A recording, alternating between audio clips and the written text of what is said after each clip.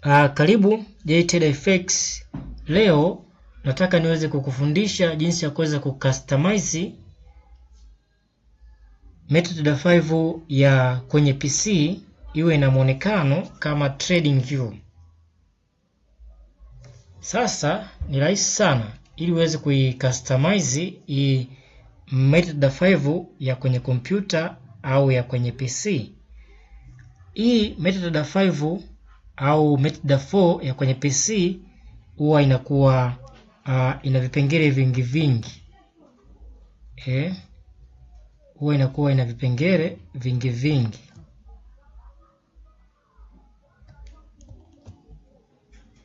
Huwa inakuwa na vipengele vingi. Kwanza inakuwa ina panel, alafu ina toolbox, ina hii hapa chini, ina hii toolbox, alafu pia inaitwa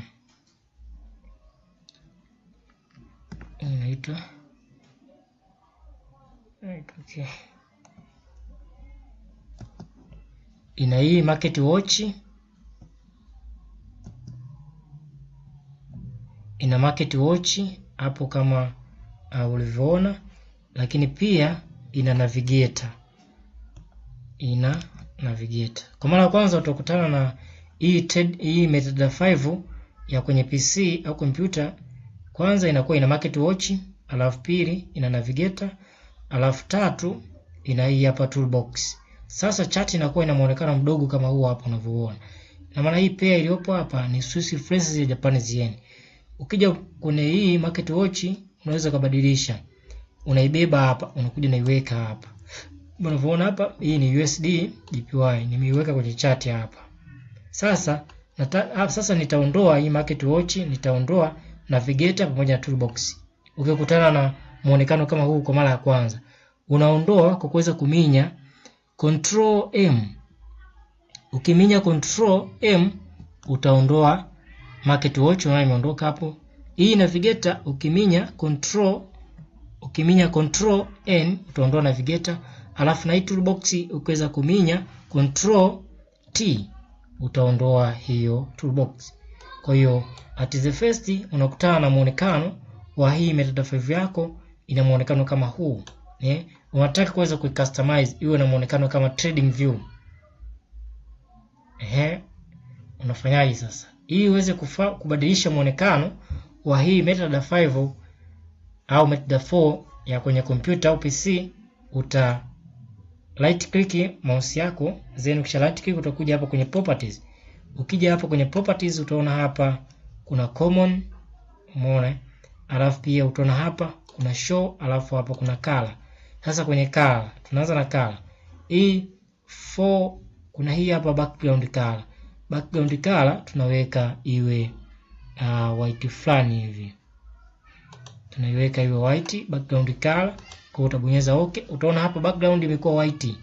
Alafu twende kwenye candlestick, utabonyeza control, alafu utabonyeza right click, alafu utashuka kwenye property. Ukija hapa kwenye property utakuja kuziangalia hizi candlestick. Hapa kwenye hii bear down na bear na bull candle. Kwenye hii bear down hapa nitaiweka bear ni nitaweka nyekundu. Alafu na bear up na yenyewe hapa nitaiweka ni bear, nitaiweka hiyo nyekundu. Alafu au nije niangalia hapa bear candle. Hizi niziache. Nije hapa kwenye hii bear candle. Bear candle niweke nyekundu.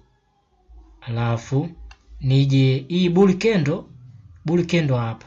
Dili na bear candle na bull candle zinachana.